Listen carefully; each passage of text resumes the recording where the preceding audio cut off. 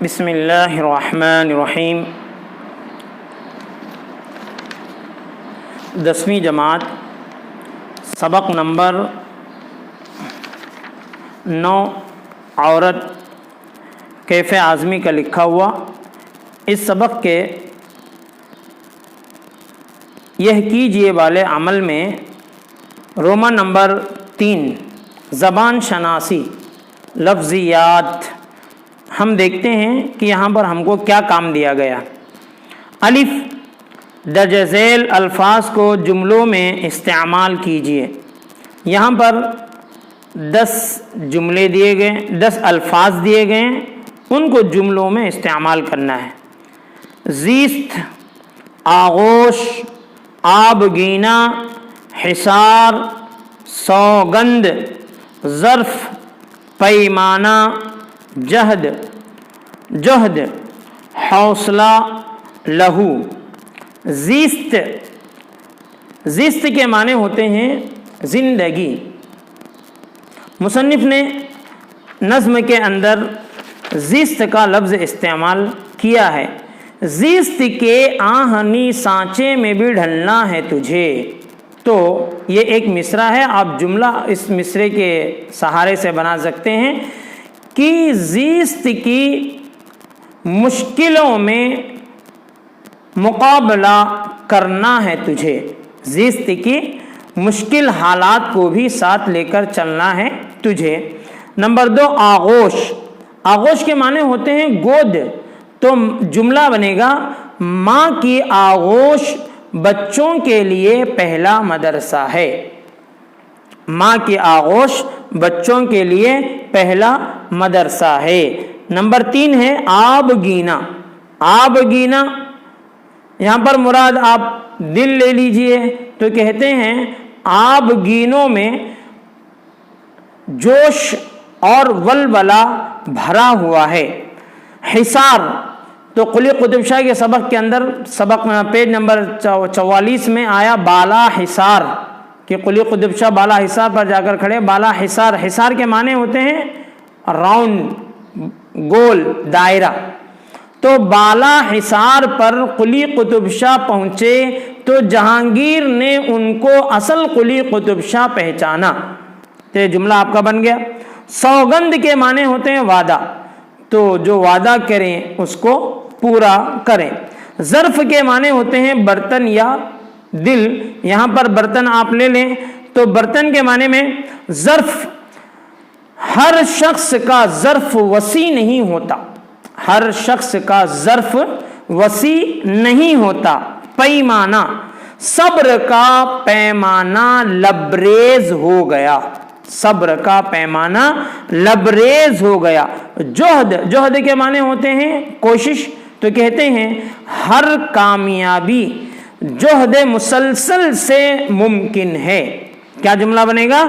ہر کامیابی جہد مسلسل سے ممکن ہے۔ حوصلہ، جملہ نمبر 9 ہے حوصلہ۔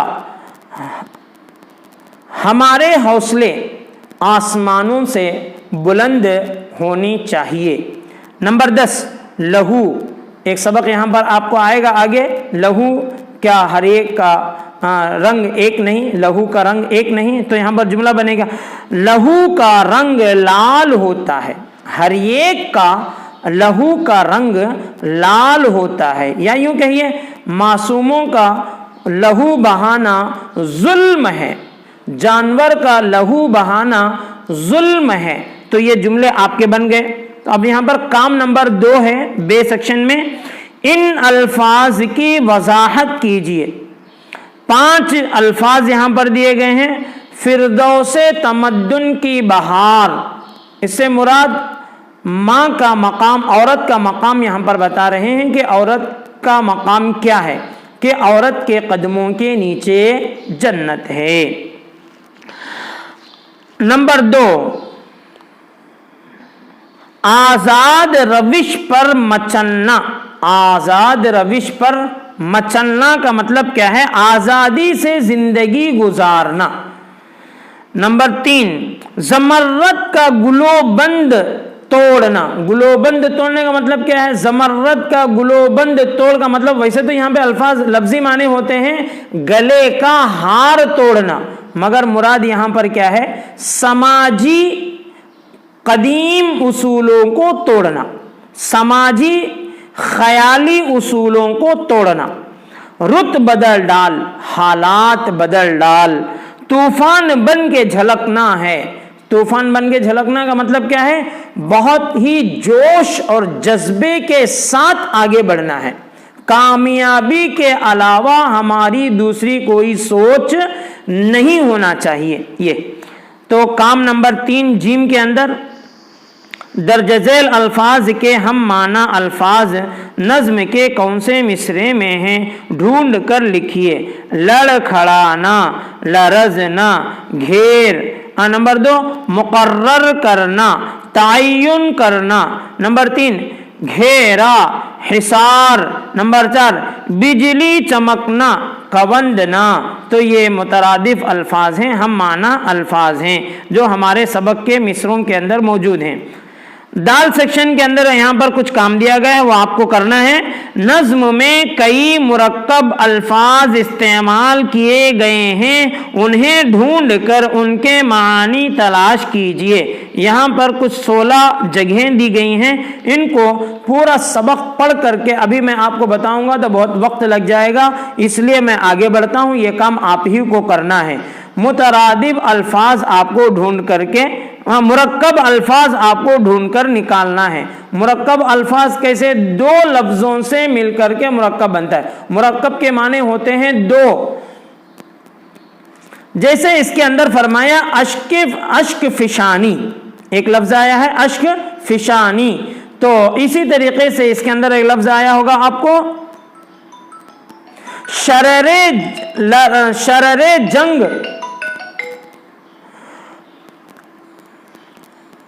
آب گینو, ولولئے سنگ, ولولئے سنگ یہ مرکب لفظ ہے. فردوس تمدن یہ بھی جو ہے مرکب لفظ ہے. گہوارہ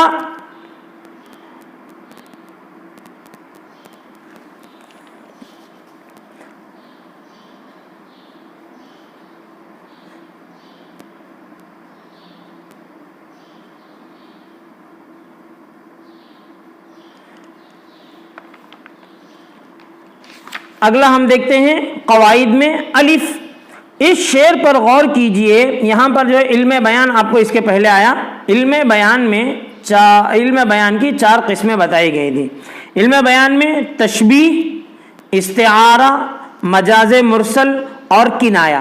تو 2 کی تعریف آپ لوگوں نے پہلے پڑھ لیا کہ تشبیہ اور استعارہ کس کو کہتے ہیں. اب یہاں پر ہم دیکھتے ہیں کہ مجاز مرسل کس کو کہتے ہیں اور کنایہ کس کو کہتے ہیں. یہاں پر شاعر نے ایک شعر بیان کیا ہے, ہم اس شعر کو دیکھتے ہیں. جب ہاتھ اس کی نبض پر رکھا طبیب نے, جب ہاتھ اس کے نبض پر رکھا طبیب نے, محسوس کیا کہ بدن میں لگی ہے آگ. پہلے اس شعر کا مطلب آپ سن لیجئے. ڈاکٹر کے پاس بیمار گیا, نبض پکڑنا, نبض پکڑنا کہتے ہیں, ڈاکٹر ہاتھ یوں پکڑتا ہے تو اس کو کہتے ہیں نبض دیکھنا, اس کو نبض کہتے ہیں. تو کہتے ہیں نبض پکڑا ڈاکٹر نے, تو ڈاکٹر نے کیا محسوس کیا کہ بیمار کو بخار نہیں ہے, آگ لگی ہے. تو شاعر کیا کہنا چاہ رہا ہے یہاں پر؟ بدن میں آگ لگی ہے. تو کیا آدمی کو آگ لگی تو وہ ڈاکٹر کے پاس جائے گا یا وہ مر جائے گا؟ وہ تو جل کر کے راکھ ہو جائے گا. یہاں پر شاعر یہ نہیں بتانا چاہ رہا ہے کہ اس کے بدن میں حقیقی آگ لگی ہے, نہیں, یہاں پر حقیقی آگ آپ مراد لے ہی نہیں سکتے. آپ کو کیا لینا پڑے گا؟ سخت بخار کا معنی لینا پڑے گا. تو کہتے ہیں شاعر, جب ہاتھ اس کے نبض پر رکھا طبیب نے, محسوس کیا کہ بدن میں لگی ہے آگ. تو اس شعر شاعر میں آگ سے مراد بدن کی حرارت ہے، نہ کہ حقیقی آگ، اور حقیقی معنی مراد لیا نہیں جا سکتا۔ اس کو مجاز مرسل کہتے ہیں۔ مجاز مرسل کی تعریف کیا ہوئی؟ حقیقی معنی چھوڑ کر مجازی معنی کو مراد لیا جائے تو اس کو کہا جاتا ہے مجاز مرسل۔ مجاز کے معنی سے سمجھ میں آ جاتا ہے کہ اس کو اسم با مسمى کہتے ہیں۔ اردو گرامر کے اندر اکثر قواعد ایسے ہی ہیں کہ ان کے نام میں غور کرنے سے وہ قاعدہ پورا سمجھ میں آ جاتا ہے۔ مجاز مرسل کہ کسی چیز کو تھوڑی دیر کے لیے مان لیا جائے اور وہاں پر دوسرا اصلی معنی مراد لیا ہی نہ جا سکتا ہو تو اس کو مجاز مرسل کہتے ہیں۔ تو یہاں پر انہوں نے ہمارے لیے مشق اور سمجھنے کے لیے مثال دی۔ اب دیکھیں، کہنا ہے کہ دیار غربت میں ایک غم زدہ روتا رہتا ہے، مجاز مرسل آپ کا ہو گیا۔ اب یہاں پر بے سیکشن کے اندر کنایہ کی مثال دے رہے ہیں۔ کنایہ کس کو کہتے ہیں؟ کلام میں حقیقی معنی چھوڑ کر مرادی معنی لینا کنایہ کہلاتا ہے، اور حقیقی معنی بھی مراد لیا جا سکتا ہے۔ دیکھیے یہاں پر باریک فرق ہے، مجاز مرسل میں بھی اصلی معنی چھوڑ دیا جاتا ہے اور کنایے میں بھی اصلی معنی چھوڑ دیا جاتا ہے، مگر فرق دونوں میں ایک ہے کہ مجاز مرسل میں حقیقی معنی مراد لینے کی کوئی گنجائش ہو ہی نہیں سکتی، کوئی راستہ ہی نہیں، آپ کو دوسرا ہی معنی مراد لینا پڑے گا۔ لیکن کنایے کے اندر دونوں معنی مراد لینے کی گنجائش رہتی ہے، حقیقی معنی بھی آپ مراد لے سکتے ہیں اور آپ جو ہے کنایے کا لفظ جو استعمال کیا گیا ہے وہ بھی مراد لے سکتے ہیں۔ دیکھیں یہاں پر ابھی مثال آئے گی تو آپ کو میں سمجھاتا ہوں۔ کہنا کہ دیار غربت میں ایک غم زدہ روتا رہتا ہے، یہ 9th کلاس کا سبق ہے، اے ابر رواں، تو وہاں سے اس شعر یہاں پر مثال پیش کی جا رہی ہے۔ دن رات تمہاری فرقت میں منہ اشکوں سے دھوتا رہتا ہے، گلہائے محن کو آنسوؤں کی تاروں میں پیروتا رہتا ہے، اے ابر رواں جا سوئے وطن، اے ابر رواں جا سوئے وطن، جا سوئے وطن۔ اس بند میں اشکوں سے منہ دھونا، پہلے اس شعر کا مطلب آپ سمجھیں، اس کے اندر الفاظ آئے ہیں وہ بھی آپ سمجھ لیں۔ دیار غربت، دیار غربت سے مراد پردیس، دوسرا وطن، دوسرا ملک۔ غم زدہ آپ کو معلوم ہے، فرقت کے معنی ہوتے ہیں جدا ہونا، الگ ہونا، دوری اختیار کر لینا۔ اشکوں کے معنی ہوتے ہیں آنکھ سے نکلنے والا آنسو، رونا۔ گلہائے محن کے معنی ہوتے ہیں آنسوؤں کی لڑی، غم کے آنسو۔ اب دیکھیے یہاں پر الفاظ معنی ہمارے سامنے آ گئے، تو شاعر یہ کہنا چاہتا ہے میں اپنے وطن ہندوستان کو چھوڑ کر دوسرے ملک چلا گیا ہوں، وہاں پر میرا ملک، میرے ماں باپ، میرے دوست، میرے احباب، میرے گاؤں، میری گلی، میرے کھیت کھلیان، میرا کلچر پورا یاد آ رہا ہے، تو میں اب رو رہا ہوں۔ تو رونے کی کیفیت شاعر کی کیسی ہے؟ تو شاعر کہتا ہے میں اتنا رو رہا ہوں، اتنا رو رہا ہوں جیسے کہ تسبیح کے دانے ایک دوسرے سے جدا نہیں ہوتے، تسلسل کے ساتھ لگے ہوتے ہیں۔ اگر تسبیح کو توڑ دیں تو دانے پورے کے پورے جھڑ جائیں گے، تو اس کے اندر تسلسل ہوتا ہے۔ تو میرے رونے کا بھی انداز ایسے ہی ہے کہ ایک آنسو کے بعد دوسرا آنسو اسی کے پیچھے سے گر رہا ہے، یعنی رونے کی کثرت ہے۔ اب شاعر کہتا ہے کہ میں اتنا رو رہا ہوں کہ میں انہی آنسوؤں سے اپنے چہرے کو دھو رہا ہوں۔ تو دھونے کے لیے ایک لوٹا پانی یا ایک گلاس پانی کی ضرورت پڑتی ہے، مگر شاعر کہتا ہے کہ میں آنسوؤں سے اپنا چہرہ دھو رہا ہوں، یعنی یہاں پر مراد جو ہے کثرت ہے، رونے کی زیادتی مراد ہے۔ تو یہاں پر اب دیکھیں مجاز مرسل یہ قاعدہ یہاں پر کیسے ہم اپلائی کریں گے؟ تو کہتے ہیں دونوں مطلب ہو سکتا ہے۔ رونے میں شاعر اپنا منہ کیا آنسوؤں سے نہیں دھو سکتا؟ چھوٹے بچے جب روتے ہیں یا کسی کے انتقال پر روتے ہیں یا کوئی بہت بڑا صدمہ ہوتا ہے تو بعض لوگ اتنا روتے ہیں کہ وہ واقعی میں ان کا چہرہ جو ہے آنسوؤں سے پورا کیا کہتے ہیں شرابور ہو جاتا ہے، بھر جاتا ہے۔ تو یہ معنی بھی یہاں پر مراد لیا جا سکتا ہے، لیکن یہ معنی مراد لینے میں زیادہ خوبصورتی نظر نہیں آتی، اس لیے یہاں پر آپ کو معنی یہ لینا پڑے گا کہ شاعر فرقت میں زیادہ رو رہا ہے۔ تو کہتے ہیں کنایہ کی تعریف کیا ہے؟ کنایہ کے معنی کیا ہے؟ کنایہ کے معنی ہوتے ہیں اشارہ کرنا، کنایہ کا معنی ہوتا ہے اشارہ کرنا۔ تو کلام میں، بات میں حقیقی معنی چھوڑ کر مرادی معنی لینا کنایہ کہلاتا ہے، اور حقیقی معنی بھی مراد لیا جا سکتا ہے۔ تو شاعر یہاں پر فرقت میں زیادہ رو رہا ہے، اسی آنسوؤں سے وہ منہ بھی دھو رہا ہے، یہ معنی بھی ہو سکتا ہے۔ تو کہتے ہیں مشق، ان اشعار میں مجاز مرسل اور کنایہ کی نشاندہی کیجیے۔ طالع سے کسے تھی ایسی امید، نکلا ہے کدھر سے آج خورشید۔ میری آبرو تیرے ہاتھ ہے، میری زندگانی تیرے ہاتھ ہے، گر کہے کوئی یا علی حیدر، بھاگے کانوں میں انگلیاں رکھ کر۔ تو یہاں پر ہمارے مشق کے لیے 2-3 مصرے یہاں پر دیے گئے ہیں۔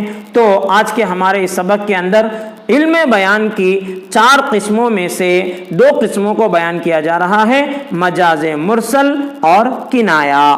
تو یہاں پر اخیر میں ایک جملہ لکھا ہوا ہے، ایک حدیث کا مفہوم ہے، نیک عورت دنیا کی سب سے بہترین متاع ہے۔ متاع کے معنی سامان۔ تو حدیث کا ترجمہ ہے یہ، الدنیا کلها متاع وخیر متاع الدنیا المرأة الصالحہ۔ اس حدیث کو یہاں پر اردو میں لکھا ہے کہ دنیا کی تمام چیزیں فائدہ اٹھانے کی ہیں، لیکن بہترین چیز جو ہے وہ نیک عورت ہے۔ اور نیک عورت کی تعریف نبی پاک صلی اللہ علیہ وسلم نے حضرت فاطمہ سے پوچھا کہ نیک عورت کون ہوتی ہے؟ تو حضرت فاطمہ نے فرمایا کہ نیک عورت وہ ہوتی ہے کہ جو غیر محرم مرد کو نہ دیکھے اور غیر محرم مرد اس کو نہ دیکھے، وہ عورت نیک کہلاتی ہے۔ تو لہٰذا نیک بننے کی ہم کو کوشش کرنا چاہیے، مرد بھی نیک ہوں اور عورت بھی نیک ہوں۔ السلام علیکم ورحمۃ اللہ وبرکاتہ۔